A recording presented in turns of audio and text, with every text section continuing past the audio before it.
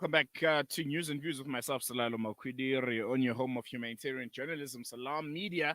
And today we'll be diving into a very, very critical and interconnected topic, the BRICS Summit, which is taking place in Kazan. I think it started yesterday on Tuesday, and it will be taking place for the next 2-3 days, if I'm not mistaken, until Thursday, out in Russia. So yeah, from October the 22nd, which was yesterday, to the 24th, so which is on Thursday. And this year's summit is taking place during very, very interesting and tumultuous times. I think at the core of that is obviously the ongoing genocide in Palestine, and also the recent escalation of violence in the Middle East. And you throw in there the Russia and Ukraine war, which is also taking place. And leaders from over 2,000 nations will be attending the BRICS summit. And this event could potentially reshape global dynamics, especially in the context of international support and geopolitical alliances.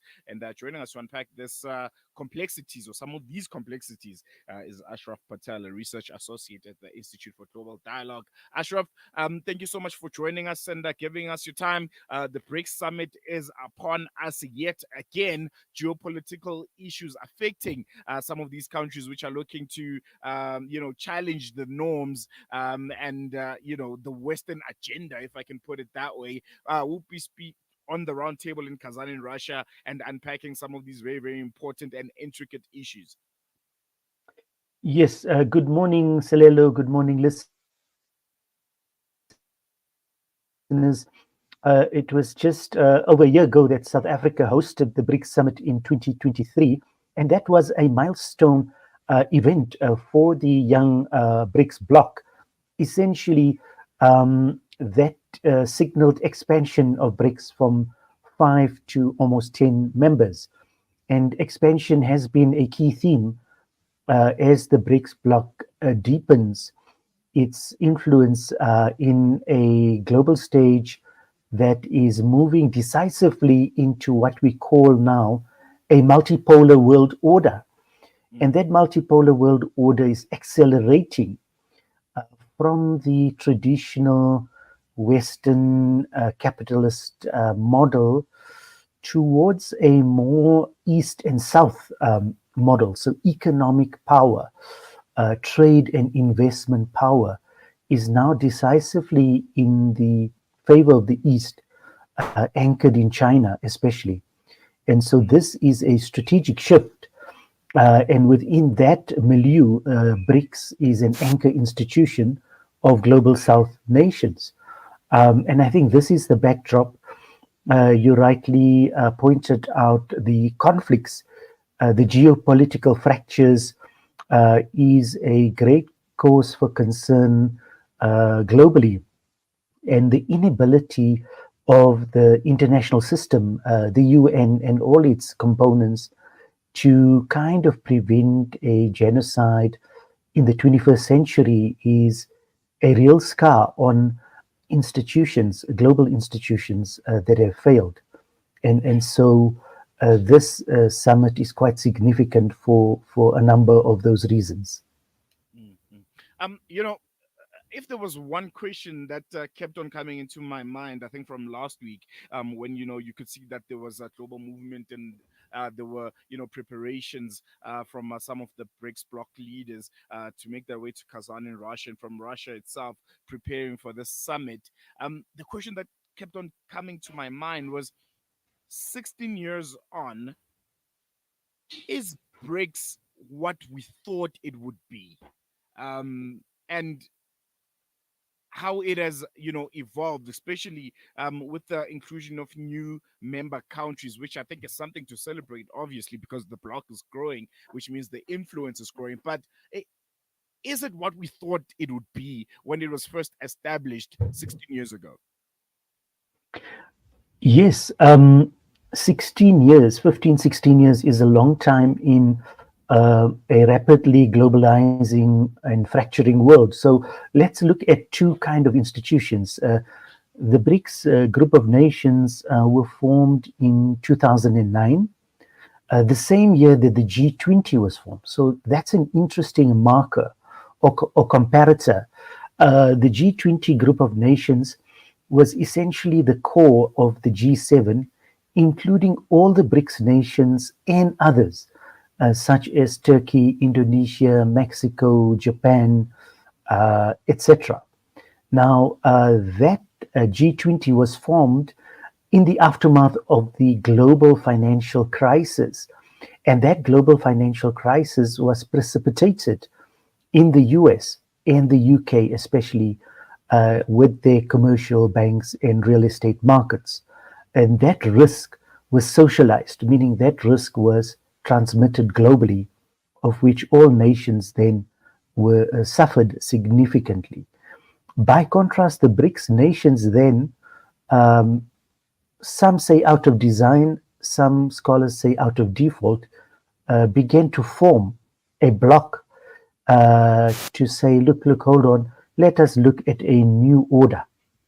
Let us begin to look at what is happening in the global economic and financial system. Why are there so much systemic risks? Why is there so much inequality? uh, Failure of institutions like the IMF, the World Trade Organization, in meeting the needs of the developing world. That became a core rallying cry. And therefore, BRICS developed its bloc. It developed new programs, new norms, new institutions, new language, and a kind of what the Chinese President Xi calls a new civilizational model. I think that is the great kind of philosophical difference between the BRICS nations as in the Western blocs, and therefore it is significant. It's if you do a comparison with the G20, which is essentially a kind of forum, lots of talk shopping and dialoguing, whereas the BRICS nations are very committed to institution building, and that is the difference. If you look at the formation of the new development bank as a real institution that's been functioning for several years, that has changed the narrative on global development finance, the provision of global goods to meet the sustainable development goals. These are substantive institutions, and therefore, BRICS is deepening its commitment in terms of economic governance globally. Mm, mm, I want to touch on, something that I think it's all at the back of our minds. The fact that this year's summit is coming, as we mentioned, in the beginning of this conversation, is coming, in the backdrop of ongoing conflict. We mentioned the current genocide in Gaza, and the overall escalating tensions in the Middle East, and you can throw, the Ukraine and Russia war in there. How does this, multi context kind of shape the discussions and agenda of this year's summit, particularly considering that some of, I can say the founding member countries of BRICS, not all of them particularly agree on, what's currently happening. If I can focus on the Middle East, for instance, don't necessarily agree on what's happening in the Middle East. How do you see that shaping the discussions and agenda of the summit? And what do you believe are going to be some of the key issues that are going to be dominating the conversations among the leaders present?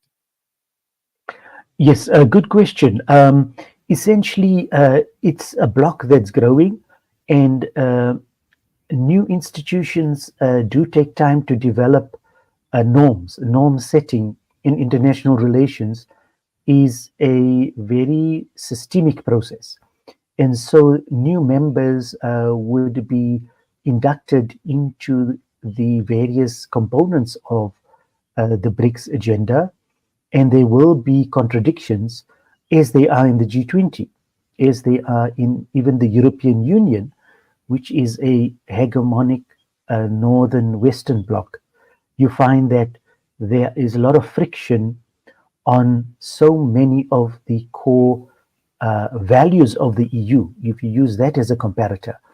So you would have, for instance, in the EU, Hungary would have a very different view of many issues from human rights to immigration than, let's say, Germany.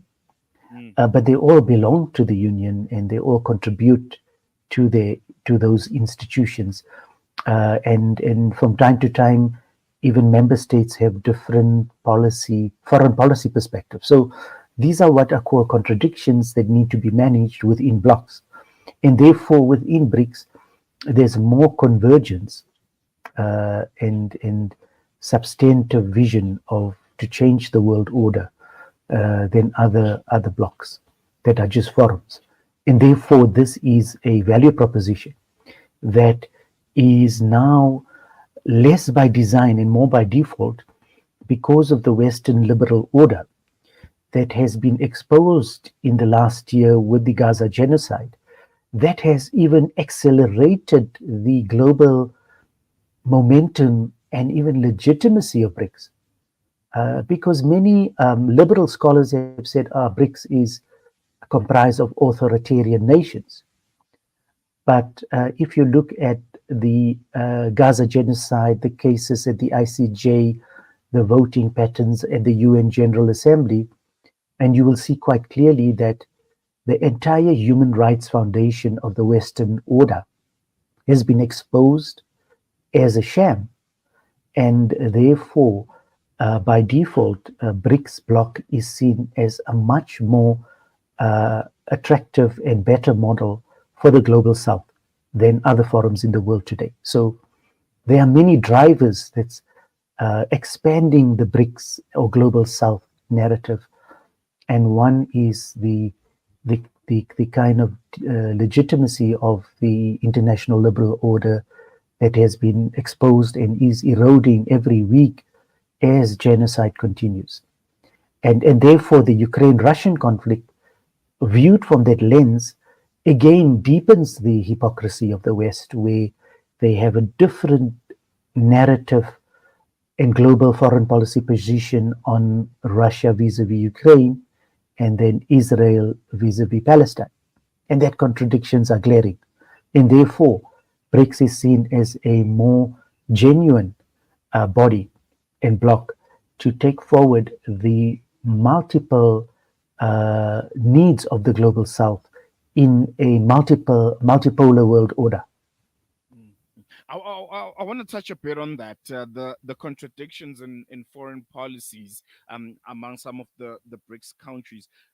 Do you think the expectation that all of the BRICS countries will just automatically agree on some of the foreign policies and how they react to geopolitical issues was a misguided misconception, because for many, listening to those that are from maybe the other side who don't believe in the legitimacy of the BRICS bloc and what it stands for and what it wants to be, they're saying, look, they can't even agree on one thing.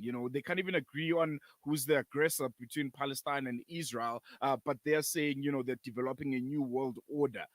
So this just throws out the legitimacy of the whole organization when they can't agree on something, as some may seem as simple as foreign policy. Yes, look, there are some members that are definitely more integrated in Western kind of foreign policy values. UAE, Saudi Arabia, to some extent, even India, have taken quite important pro-Western policies. But it must be noted that the BRICS bloc is not a political bloc. Mm. And I think that is significant. Whereas the European Union is a political union, and their contradictions are as stark and contradictory as other blocs in the world. So the BRICS bloc is primarily deepening global governance, getting a better deal for the global south, and making global institutions more inclusive and working for the rest. And that is important. Look at the World Trade Organization today is kind of non-functional, mainly because of trade protectionism from the US and the EU, and to a smaller extent China. How do you then, this World Trade Organization has been the source of enormous wealth that was created through globalization, of which for decades the West benefited from the World Trade Organization. And in the last 20 years, China has been the great beneficiary of it. And at this point in time, it's non-functional. So how then you get the global South to benefit from a more fairer World Trade Organization? It is BRICS and the G77 that are pushing for an inclusive and fair world trade system. As Europe and the US retreats into a new trade protectionism. So there's a good example of why BRICS is so relevant. If you read the communiques of the trade ministers meeting in June, of BRICS trade ministers meeting, and if you read the final communique this week on reforms of global institutions, you will see the relevance of BRICS in terms of articulating for meeting the United Nations Sustainable Development Goals. So I think the political tensions would be a small part of the BRICS agenda. And there is the principle of non-interference in internal affairs, non-interference in foreign policy postures. And that is norm because nation states operate on a platform of national interest. And of course, the national interest of India would be different from that of China. Of course, the national interest of Iran would be different from Saudi Arabia. But bringing them in one block can try and reduce those contradictions and find common ground, is the Chinese initiative of bringing Saudi Arabia and Iran together in early 2023 was seen as a major breakthrough and something very positive. Whereas before that initiative, Saudi Arabia and Iran had very frosty relationships. Today, those relationships are still complicated, but through a BRICS forum or potential expansion, you would find more kind of cohesion and a better model of resolving conflicts between nations in the interest of global development. The interest of BRICS is the interest of global development cooperation. That is the core anchor. And I think that is the focus of the BRICS bloc. I want us to take a quick break. When we come back, we'll focus on economic independence. Also, I think is one of the key factors of the BRICS bloc and what they aim to achieve. We'll touch a bit also on reducing dependence on the US dollar and the SWIFT system. But then these are going to be issues that we touch on after this short break. Okay. With Salam Media. This is Salam Media, coming to you live from South Africa. Valley's Motor Spares.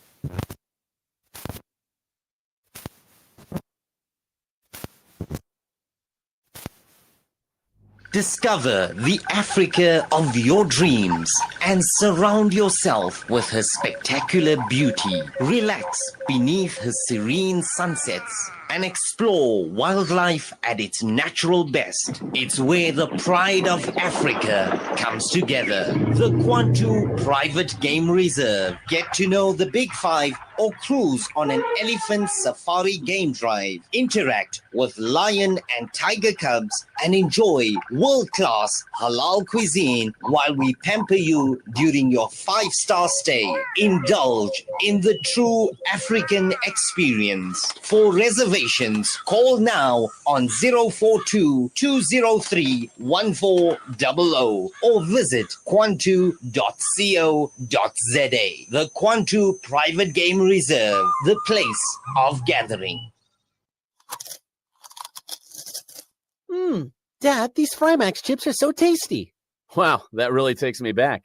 My dad bought me a Frymax chips every day after school. They were my favorite when I was your age as well. Quality is at the very heart of what we do, and that's why we ensure that every Frymax packet is filled with the beautiful goodness and flavor-packed taste that you've come to expect from us since 1982. Frymax, from generation to generation. Yes.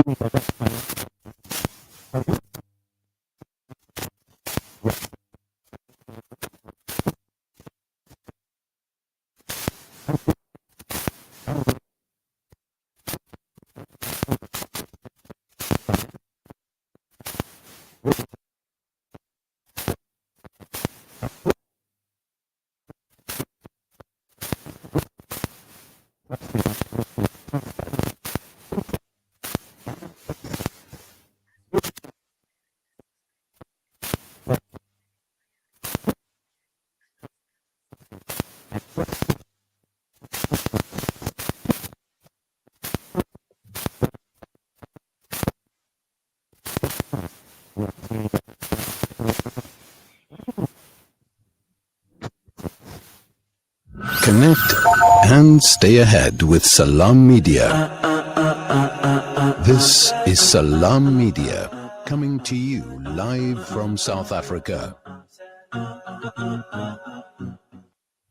Welcome back. You're still tuned in to Salam Media with myself, Salailo Makwidiri, on your home of humanitarian journalism, Salam Media. The time is 9:37, and we're still having, I think, a really interesting conversation with Ashraf Patel. He's a research associate at the Institute for Global Dialogue. Ashraf, thank you so much for staying with us. I think before we went on that short break, I wanted to chat a bit about economic independence. One of summit's main themes is a reducing dependence on the US dollar and the SWIFT system.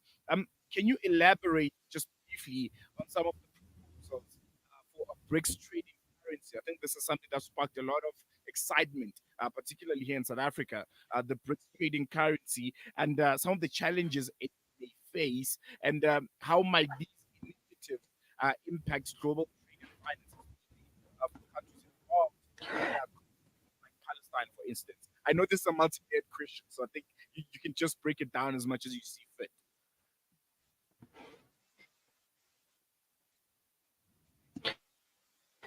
Yes, very good question. The dollar has been the default currency for well over 5 decades, once the gold standard was abolished. And since then, in fact, the US economy has grown significantly due to its what is called the free rider role of the US dollar as the default global trade currency. And that model accrues lots of benefits for the US, its banking system, and its global corporations. And one can call that a mega competitive advantage. But as the US has gone into deficits year on year and the post-2008 financial crisis, today the US has a trade deficit of $34 trillion.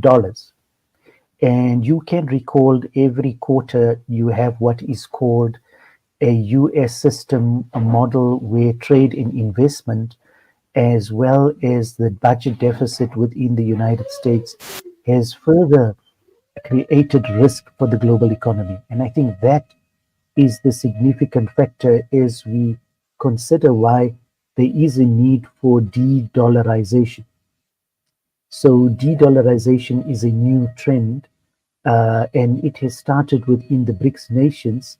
And the main objective is to reduce risk in global trade, trade in the dollar is very expensive as well as very volatile.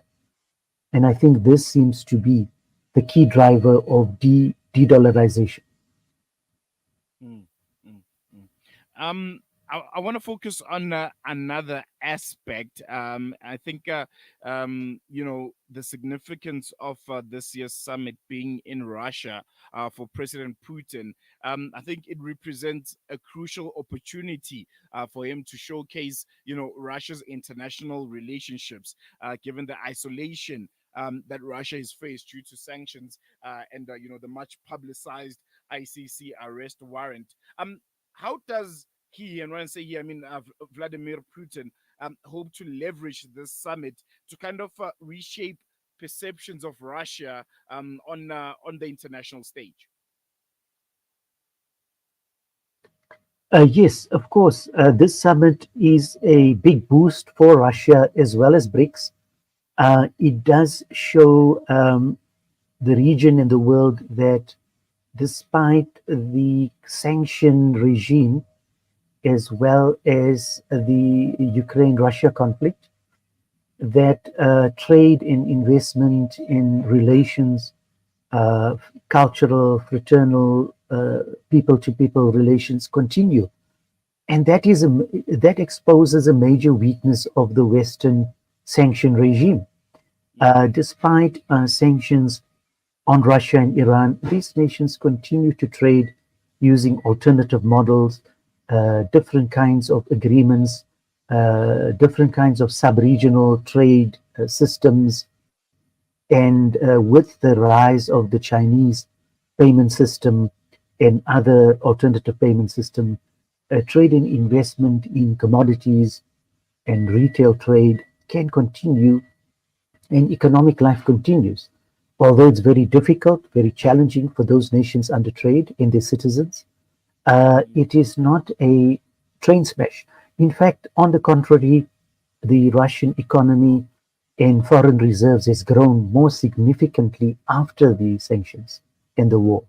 And that is a contradiction that even international scholars are grappling with. So he has definitely managed within the BRICS framework, and especially, obviously, trade with China is a major advantage purely because China has every kind of goods and services and technology and systems and fintech and models available. Any kind of product or service is available. And therefore, as neighbors, it has been relatively easy to trade and also using parallel currencies. So this has been a kind of incubation or test bed for the kind of parallel currency model, and so far has been quite successful. And I think that is another boost for the Kazan summit, as well as the BRICS bloc, where alternative models are being explored and iterated. And it is an interesting space for scholars in trying to unpack new alternatives to the world order, and especially the finance and trade system that has been kind of designed and controlled by Western institutions. And the problem there is the hegemonic intent. By itself, it's not a problem if, let's say, the SWIFT system is in Europe. But when the SWIFT system can be used to sanction a country for political reasons, then it becomes an instrument. And I think that is where the BRICS countries are saying, let's look at alternatives. And these alternatives are developing and are being put into practice. Mm, mm, mm. Just how much do you think, the ongoing genocide in Palestine is going to feature in this year's summit? And do you think there's potential for the BRICS nation to kind of develop, a unified statement on the approach this ongoing genocide and just overall, uh, tensions in the. Yes, the BRICS bloc is much more influence to find a solution to the Middle East conflict, the Palestine conflict, the Gaza genocide, and even the Ukrainian conflict. They have the powers. The states are powerful. Both Russia and China are part of the UN Security Council, and both have made significant inputs into the UNSC. And of course, in all the UN Security Council resolutions, the US has overridden and used its veto power, and so Israel could continue into the genocide. And that is the big scar on the US record, etc., etc. BRICS communique would definitely come with some potential solutions to the conflicts. Prime Minister Mahmoud Abbas, for instance, is invited to the BRICS summit, and that is significant. Although not all parties would be represented, what it does signal is that outreach to all partners to find some kind of consensus. And I think this is where we can and we should be able to take a new level of momentum going forward on finding the peace and security agenda that is the most important global priority right now, is the peace and security in Middle East, in Africa, in the Sudan, in the DRC, etc. And I think the final communique on Friday would be able to go into those. All right. Unfortunately, we have run out of time, Ashraf, but I'm sure we'll be keeping in touch with you as the BRICS summit does continue, and we'll be coming to a close on Thursday. But we're going to leave it here for now. Really, really appreciate you giving us your time. Assalamu alaikum. Thank you for the opportunity. Well, there you have it there. Ashraf Patel giving us his valuable insights into the significance of the 2024 BRICS summit that's currently ongoing in Kazan in Russia. And the summit is very, very significant because it's happening on the backdrop of ongoing, volatile and genocidal situation in Palestine and tensions across the Middle East. So, as we continue to witness a realignment, if you can call it that, of international relationships and the emergence of new power dynamics, it is clear that events in Kazan and the Middle East will have far more reaching consequences. We're going to take a quick break. When we come back, News and Views continues. We are here in the middle of a Zahra neighborhood. The whole neighborhood is already destroyed. More than 17 towers are down.